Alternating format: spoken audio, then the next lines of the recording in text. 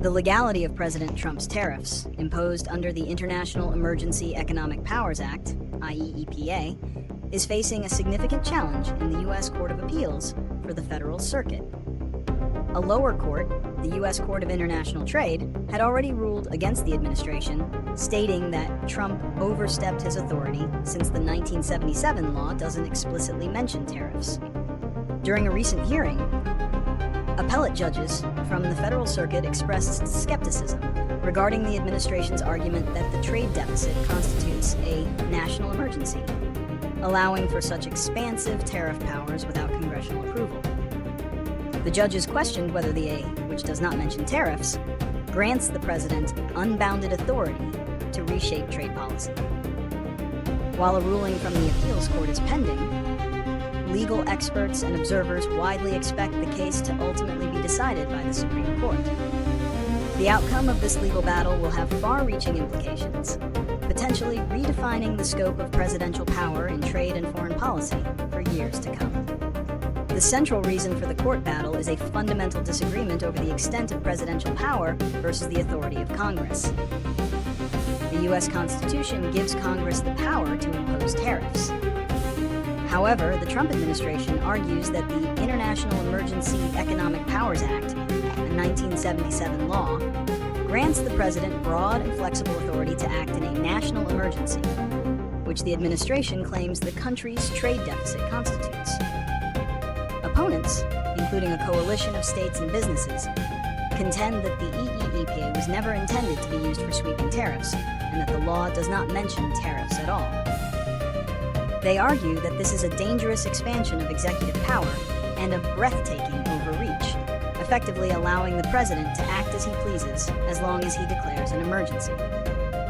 A lower court agreed with this argument, and appellate judges have also expressed skepticism, noting that a national emergency must have a clear connection to the specific remedy imposed.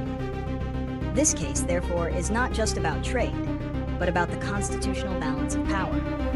The legal outcome of this case could have profound consequences for U.S. trade policy and the economy.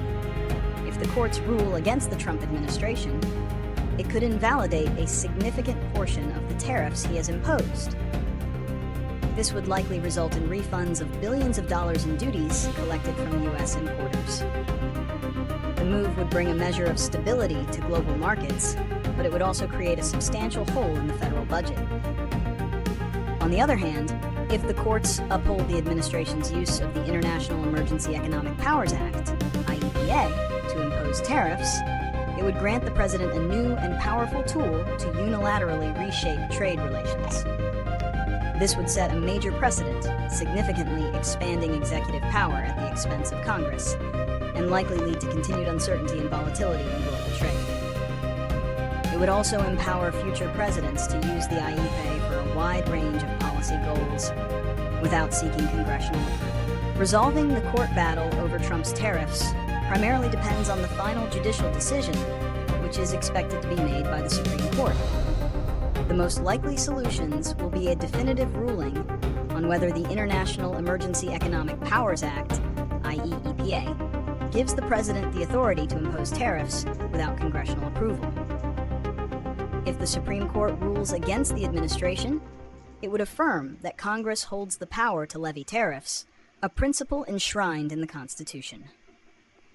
A definitive ruling would create stability for businesses and international partners, as it would clarify the rules of engagement for trade. However, should the court uphold the tariffs, it would effectively expand presidential power, creating a precedent for future administrations to use the IEEPA for wide-ranging policy goals. Another potential solution, although less likely, is for Congress to pass new legislation that either explicitly grants the president this authority, or conversely, amends the IEEPA to explicitly exclude tariffs, thereby reasserting its constitutional power. This would provide a legislative fix to the legal ambiguity that created the conflict in the first place.